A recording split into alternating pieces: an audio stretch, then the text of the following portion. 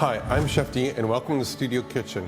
Great ingredients, a classic recipe are truly better with Bothwell cheese. This is a recipe that dates back into the early 1900s. Escoffier, who was a true pioneer in our industry, came up with this recipe for his girlfriend.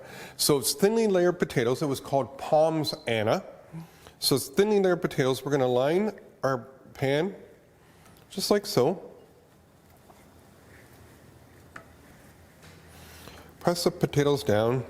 Then we're going to take some caramelized onions and just place those all around our potatoes. Some Bothwell Parmesan cheese. And then we're just going to layer this up 6 times.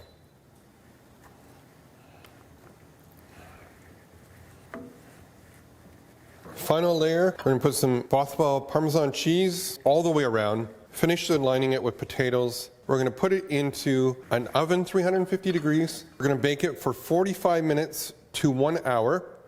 You can put a little bit of foil on about halfway through as it starts to brown. In the oven it goes.